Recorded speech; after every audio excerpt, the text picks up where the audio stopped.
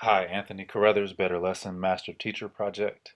And in this video, I'll be talking about a major dilemma that I've had, and that is basically how do I teach proofwriting in a way that's authentic, but is still accessible to students. So, on one hand, I realize that when mathematicians sit down to write proofs, often it's the case that they only know what's given and they know what their goal is, in other words, what they're trying to prove. They don't know exactly how they're going to get there. They have kind of ideas, kind of big picture pathways in mind, but the actual step by step process of getting from givens to what is being proven just takes trying and possibly failing and trying again. And this is a problem solving type of process. So the question I have for myself is how do we give students that experience of proofwriting as a creative problem-solving process that involves, possibly messing up, um, while at the same time not leaving them to completely flounder, aimlessly in a way that's not going to be productive.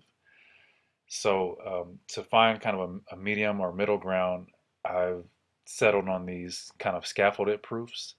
So this law of signs proof is kind of an example of that.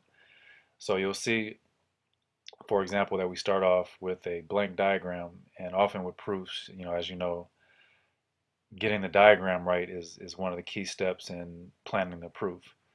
So rather than just leave them with the diagram, I pose a question, which is basically how do we incorporate right triangles so that we can use trigonometric ratios?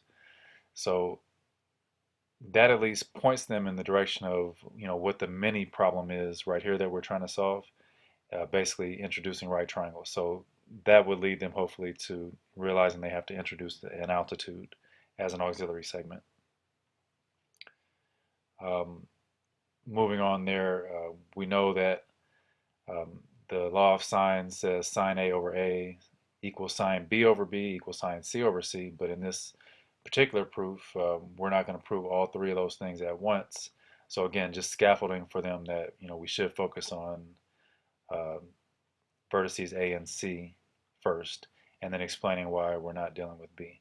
So again, that's something that if students were left completely on their own, they might be trying to figure out how we're going to prove the entire law of sines all at one time. But by providing this scaffold, it kind of points them in the right direction. But then they still have work to do in terms of fleshing out what sine of A is, what sine of C is, and so on and so forth. Again, some more scaffolding, just basically now that they've proven that sine A over A is equal to sine C over C, now we're going to move on to sine C over C is equal to sine B over B. And again, key steps like rotating the triangle, something that some students might get to, but a lot probably would not. So this again is just pointing them in the right direction. But then they now have to kind of apply what they had on the previous side, which was a similar situation to this, now with less scaffolding. So in a way, now this is gradually releasing to them more control of the proof. And then finally, when we get down to the bottom, we're putting it all together.